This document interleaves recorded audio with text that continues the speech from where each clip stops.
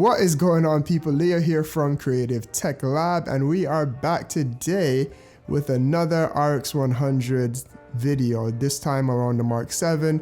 If you saw that opening sequence, it was about a time lapse. So let's get into it. First and foremost, welcome to Creative Tech Lab. My name is Leo. This is the YouTube channel to accompany our website, creativetechlab.com, where we do talk about all things creative. Right now, we're talking a lot about run and gun videography, and specifically around what I think is the best point and shoot camera series, the Sony RX100 Mark VII. Now, the Mark VII was released about a month or two ago. I have to check and see what the actual time date was, and it did come with some noticeable upgrades from the Mark VI, which is the camera I was shooting on before. Now, a lot of people made a lot of news about the microphone input, which was a very big welcome change. There's also no 4K record limit, which is also another major factor to consider upgrading from a 6 to a 7. The other one that I didn't feel like got too much news was built-in time-lapse feature in camera. So on the 6, there's no intervalometer, there's no way to do a time-lapse just on the camera. Sony actually took away the Play Memories apps as far as installing apps onto the camera onto the 6. So some of the previous versions could do it, but the new version on the 6 last year couldn't do it. The A7 and some of the other alpha cameras got a firmware update that allowed it to do it, but no such firmware update was on the 6. So another big reason, as again, I think this is an awesome travel camera, another big reason to get this camera, or maybe a small reason, was the built-in intervalometer. So while I was out filming, I was actually trying to do a different tutorial for you guys. I was supposed to be doing how to shoot a quick cinematic sequence, or just how to get some cinematic shots using this camera. I was supposed to be out, it was golden hour, everything was going right. However, I had the kids, the wife and the nanny. Traffic was insane for both of them, and they were late coming. So by the time it is that I got out with Kevin, because he was going to shoot my behind the scenes, and then another friend of ours, she was waiting for me down in Midtown, the light started to get really dim. There was one other thing that I wanted to shoot. I wanted to do a nighttime sequence as well. So we went somewhere. I said, is there a rooftop somewhere quickly? Let me go ahead and just test out the time-lapse feature. Now, what I did run into was, just like anything, if I'm doing something for the first time, I'm hitting up Google, I'm hitting up YouTube. And when I went to YouTube, I didn't see anything here on the platform to show how to use the time-lapse features specifically on this camera. So while fumbling and bumbling around and trying to figure it out, I kind of just hit it and let it go. However, one of the things that I did run into was I didn't set the time. I wasn't really paying attention to how many shots. I just did like 90 shots thinking that that was enough, because it just kind of came preset to that, only realizing that I needed a little bit more time. So that's where you see the shake at the reset, and then I reset the exposure on it, and that's where it's not that's why it's not a perfect time lapse, and then I just kind of put all of it together in Final Cut Pro. Some of you may already know how to do it if you have maybe one of the alpha cameras that do it, but I didn't know, so I just kind of had to figure it out.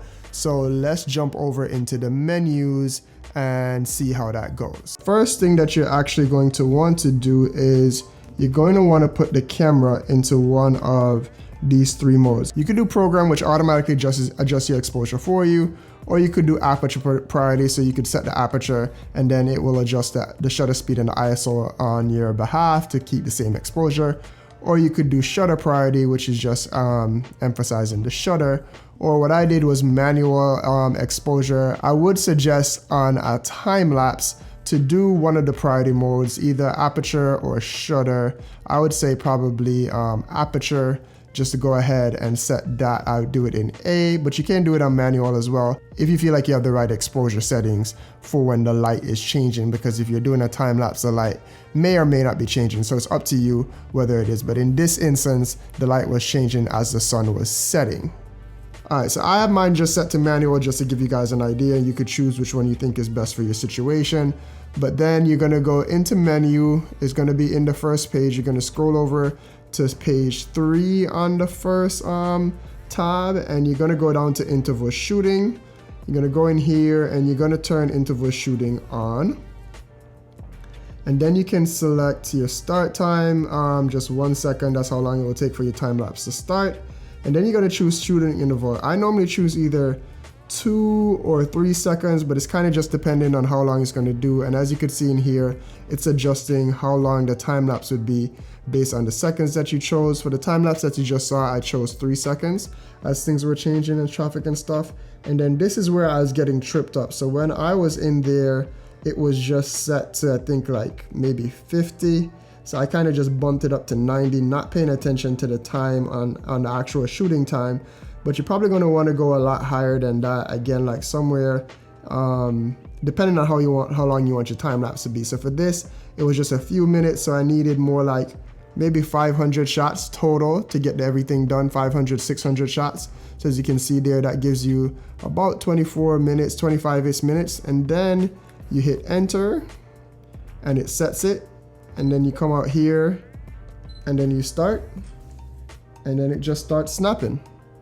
And that's pretty much it. So yeah, that is the process for shooting the time lapse. I wish I had a little bit better time lapse to show you guys, but that was actually just rough out in the field with me fumbling and bumbling and trying to figure it out for the first time. Editing up in Final Cut Pro, and those were the results as the sun was setting. I actually kind of missed the sunset as I was setting it up as well because it was a little bit higher. You could see it kind of dip down there below, and then the sun kind of illuminates up behind the buildings. So not a bad first take. Definitely something I'd want to do more. And again, another reason to have this camera. I also think it would be great to use this feature, automatic build-in feature, and then go ahead and try to do a hyperlapse, which is like a moving time lapse built in. And then another thing that I did, my camera settings were set to just JPEG, but it'd also be really cool from a color grading standpoint if you were shooting RAW or shooting JPEG and RAW for your exposures, and then being able to color grade it once it is that you brought it all together. So hopefully this helps out someone, or if someone that didn't know where to find these settings or how to set up the time-lapse feature on the new camera. Hopefully this helped you out and helped you in some way, shape, or form. If it did, please go ahead and drop the video a like. Feel free to share it, whatever it is that you share stuff, and I will catch you in the next one. Peace.